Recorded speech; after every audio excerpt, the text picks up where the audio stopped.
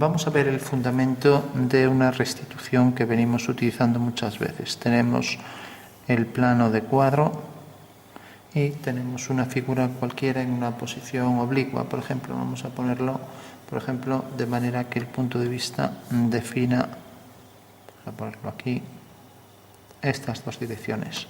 Por ejemplo, para un prisma o un cubo, vértice. Y ahora tenemos, vamos a marcar, por ejemplo, aquí, la proyección ortogonal de V sobre el cuadro, decimos punto principal, y esa misma dirección la utilizamos aquí para dibujar el plano acotado en su proyección en planta sobre el plano del suelo, el plano geometral, ¿no? Este es el plano geometral y este es el plano de cuadro, ¿no? Entonces tenemos por aquí.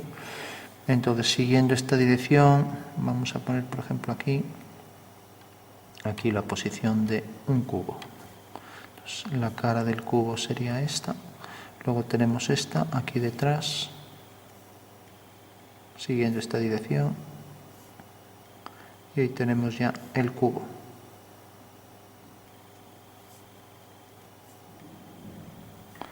Marcamos las líneas del cubo. Y bueno, vamos a terminar aquí a la altura del horizonte. Pues en realidad el fundamento de la perspectiva sería que si yo, por ejemplo, alineo este punto con V, su perspectiva está aquí sobre este plano de cuadro, ¿no? Y como V tiene en el suelo esta proyección, necesariamente si alineo este punto con este, pues tengo el plano que pasa por V y pasa por este punto. Entonces, al levantar aquí la intersección del plano de cuadro y este, tengo que la perspectiva del punto A es A', ¿no? Bueno, pues ese sería el fundamento matemático de esta geometría de la perspectiva que llamamos artificial, ¿no?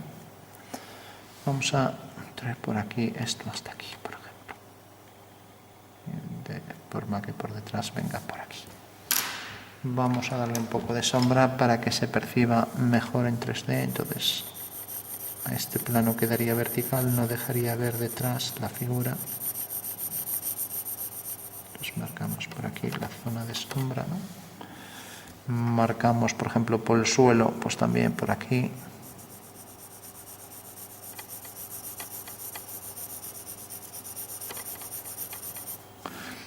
Entonces podríamos también homogeneizar así un poco, aunque sea con el dedo. Y si el plano es algo reflectante, pues marcaremos aquí el reflejo de ese plano más claro. De manera que podríamos remarcar por aquí la zona de oscuridad. Bueno, pues ese sería el plano que aparece ahí algo reflejado. Esta medida habría que proyectarla aquí igual de grande, ¿no?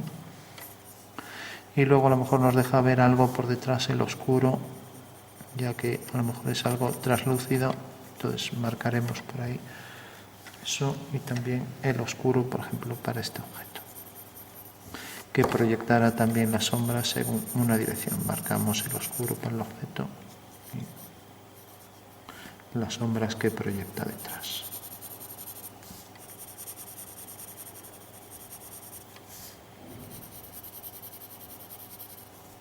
Bueno, pues ese sería el cubo que se apoya en el suelo y que proyecta la perspectiva de un punto, como vemos ahí, según esa posición.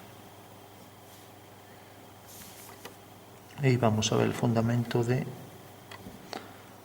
la restitución, que era obtener los datos de la perspectiva.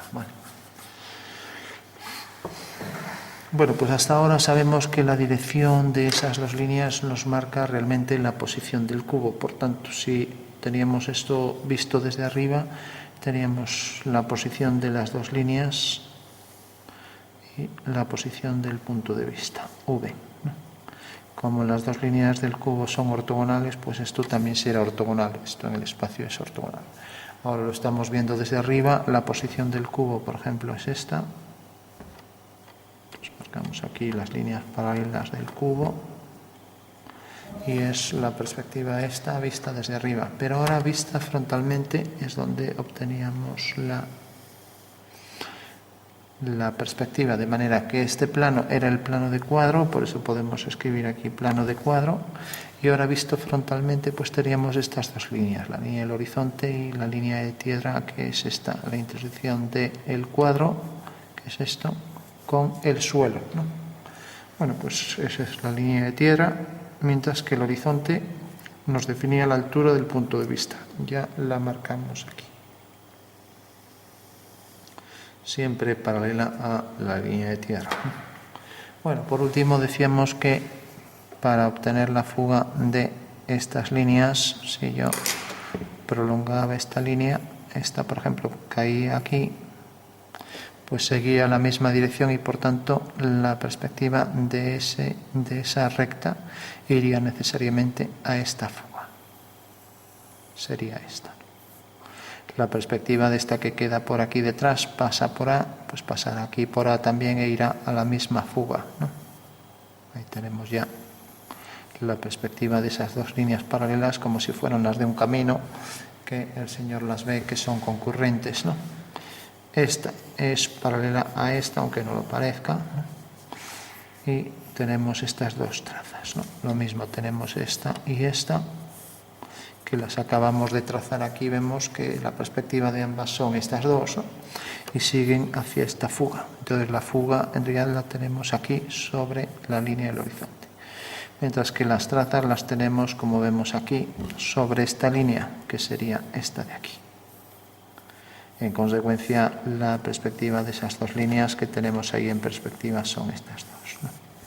Bueno, hasta ahora ninguna novedad de lo que venimos haciendo siempre, y luego teníamos esta que por ejemplo tenía aquí una traza y por aquí detrás aquella tiene aquí la otra traza, que es donde corta aquí al cuadro, ¿no? Bueno, pues también estas dos líneas son estas dos, salían de estos dos puntos que venían dados en sus proyecciones por estos dos, ¿no? Al proyectar también la fuga, pues uníamos con estos dos puntos y obteníamos ahí la intersección con las otras dos líneas y nos definía aquí la perspectiva de la base de la figura, ¿no? Bueno, pues aquí igual que hicimos estas dos, pues también siguiendo esta dirección y hacia esta fuga, pues tendríamos por un lado esta línea que viene hasta aquí y la otra que viene hasta aquí. Y la intersección de ambas nos genera aquí el cuadrilátero que tenemos aquí. Que tiene que decir, tiene este punto está alineado con este y con V. Este estará alineado también con V, ya que es la perspectiva del punto B, pues caerá aquí B'. Y así con todos, ¿no? Este de atrás con este, aquel de atrás con este, etc. Y por último, para obtener las alturas, el fundamento era que si también proyectaba este punto, pues tenía aquí la altura. Bueno, pues esta altura la podía también proyectar en aquella dirección, de manera que levantaba aquí esta vertical, obteniendo aquí esta cara, ¿no? Y lo mismo, pues esta línea, o sea, este punto, es el que está sobre B, pues también si lo alineo con V, quedará aquí en la intersección con esta línea, ¿no? O sea que ya tendría entonces esta arista, ¿no? Y lógicamente, como esta y esta son paralelas, pues irían también a la misma fuga, con lo cual levantaría aquí la vertical y aquí fugaría. Y allí hacia esta fuga. Con lo cual ahí rápidamente tendría ya toda la perspectiva de la figura, que es esta. De manera que todos los puntos estarían perfectamente alineados, estos de aquí, con V, y estarían sobre el cuadro, ¿no? Y eso es lo que me aparecía a mí sobre la perspectiva. Pero bueno, es también lo que aparecía aquí, porque decíamos que al proyectar esta línea, la prolongamos corta en el cuadro aquí, entonces cogíamos la arista del cubo, sería lo mismo que colocarla aquí y fugar. Entonces, al fugar, pues teníamos que levantando verticales, teníamos ya esa cara trasera del cubo. Pero al alinear este punto con este y este por aquí una vertical, pues tendríamos ya aquí la parte anterior del cubo. De manera que todas las paralelas concurrirían en aquel punto, y lo mismo de este lado, esta paralela y esta de aquí. Bueno, tendríamos entonces ya ahí la perspectiva del cubo que es esta roja que se corresponde necesariamente con la que tenemos aquí. O sea que esto sería una perspectiva de la perspectiva, ¿no? Bueno, y ahora es cuando empieza el tema en sí. O sea, decíamos que aquí en la restitución, ¿no? En la restitución teníamos que si yo hacía una línea oblicua, pensemos por ejemplo una línea que venga por aquí, una línea que pase por estos dos puntos es una diagonal, que por ser un cuadrado, pues es una línea que forma 45 grados, ¿no? Bueno, pues para obtener la fuga de esa línea sería lo mismo que por el punto de fuga de esta recta, pues también levantara una vertical, cogiera esta medida y la duplicara, de manera que aquí vuelvo a tener los 45 grados, ¿no? Siendo esta línea paralela a esta, ya que la forma de obtener una fuga de una recta encónica es hacer una paralela a ella hasta obtener la fuga, ¿no? Bueno, pues necesariamente esta línea me define la fuga. Y entonces si esto era un cuadrado, bastaba con hacer aquí esta línea hasta que cortara aquí por la fuga en ese punto. Vamos a imaginar que es este. Bueno, pues necesariamente como sabíamos que en una semicircunferencia siempre puedo coger el punto medio y en ese punto medio hacer, según el segundo teorema de Tales, un arco que comprenda esos puntos, bueno, más o menos vendría por aquí, o sea, un arco que pase por este punto, por este, el de la fuga, y por V, ¿no? Algo así. Según. Bueno, o sea que tendría que hacer una semicircunferencia siempre cualquier par de líneas que concurren en un punto de la misma y que pasan por estos dos, en este caso las fugas, pues siempre forman 90 grados, ¿no? Otro ejemplo de arco capaz, ¿no? Bueno, pues como esto es cierto, necesariamente estas dos líneas eran de 90 grados y por tanto las fugas estaban aquí y este V, este punto de vista, está sobre esa semicircunferencia. Pero luego tenemos también que esto, por ser de 45 grados en el espacio, pues necesariamente esta medida va a ser igual que esta, ¿no? O sea que nos imaginamos aquí en el espacio que esto es igual que esto y esto es una escuadra, ¿no? Por lo tanto, sabiendo que el punto de vista queda sobre esta semicircunferencia, solo tendría que pasar la medida esta de la escuadra, ¿no? Solo tendría que pasarla mediante un giro desde este punto. O sea, desde este punto hago este arco y este arco me corta aquí. Por lo tanto, ya sé que esta es la posición exacta. ¿Por qué no sale en el punto exacto, que sería este? Bueno, no sale en el punto exacto porque realmente esto, si lo hacemos, pues queda aquí detrás. Entonces vamos a hacerlo tal y como es, ¿no? Pues en el momento en que lo hago real y corta aquí, pues vemos que efectivamente ahora cojo aquí esta medida y esta medida la paso mediante un arco y viene a cortar exactamente sobre este punto. O sea que si la trazo con precisión, se corta exactamente aquí, ¿no? Bueno, ¿y por qué pasaba esto? Pues no tenemos más que girar esta semicircunferencia y traer esto aquí. Pues efectivamente esta línea y esta que viene por aquí, esta de aquí y esta de aquí son iguales, porque en el espacio esto es una escuadra. Entonces, como esto es igual que esto, pues necesariamente basta con que haga centro aquí y haga este arco para obtener ahí la posición del punto de vista.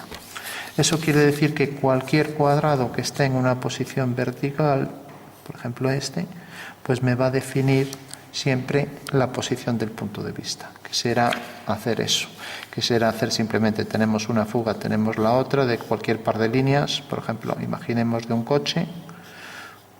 El coche tiene estas líneas que fugan y ahora hay una rueda y la rueda se inscribe en un cuadrado. Bueno, pues necesariamente esa rueda, si hacemos la diagonal, hacemos la vertical, hacemos centro aquí, hacemos un arco y corta esta semicircunferencia en este punto y ese es el punto de vista.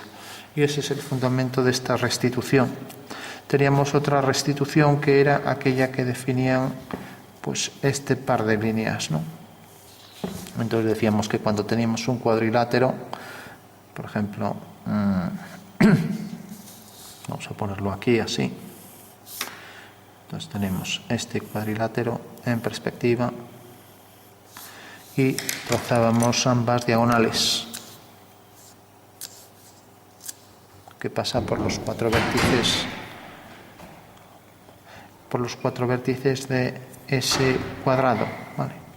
Con lo cual tendríamos aquí estos dos puntos y entonces ahora tendríamos estos dos y tendríamos estos dos como posición para las fugas. Entonces esto es una semicircunferencia, ya que sabemos que estos dos forman 90 grados en el espacio, pero estos dos, como son las diagonales de un cuadrado, también forman 90 grados, por tanto también debe quedar sobre esta semicircunferencia, de lo que se deduce que el punto de vista no puede quedar más que en la intersección de ambos arcos de circunferencia, y ese sería el punto de vista, ¿no?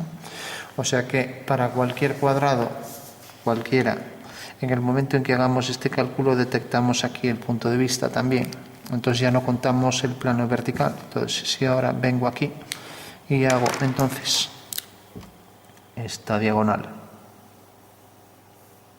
y ahora hago aquí esta diagonal que viene hasta aquí, pues necesariamente por el punto de vista también puedo hacer esa diagonal y esta diagonal.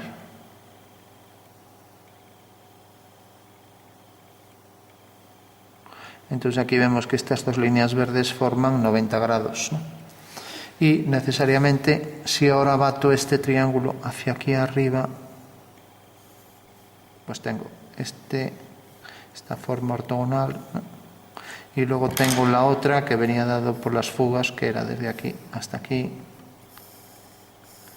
Y vemos que efectivamente este arco comprende las dos líneas de lápiz y este otro arco comprende las dos líneas de tinta. Y necesariamente la intersección de los dos arcos definen la posición real del punto de vista, ¿no?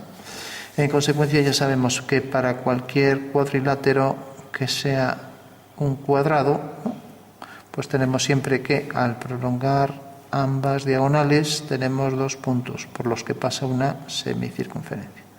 En esa semicircunferencia está el punto de vista. Lo mismo pasa para las dos fugas, que es donde concurren las líneas de este cuadrilátero. Entonces la intersección de un arco con otro me define ahí el otro punto de vista. Bueno, en base a esos dos principios podemos obtener siempre la restitución de cualquier perspectiva. Obtener a partir de la perspectiva, pues los datos. Una vez ya que tenemos el punto de vista, ya obtenemos todo lo demás, ¿no? Bueno, pues ese sería el fundamento de la restitución en una perspectiva cónica, ¿no? Y es lo que más es necesario para entender bien los procedimientos que seguimos, ¿no? Porque normalmente todos los fundamentos de las líneas paralelas, etcétera, se basan todos, las fugas, los métricos, en cuestiones de restitución, que sería un poco como hacer la perspectiva al revés, ¿no?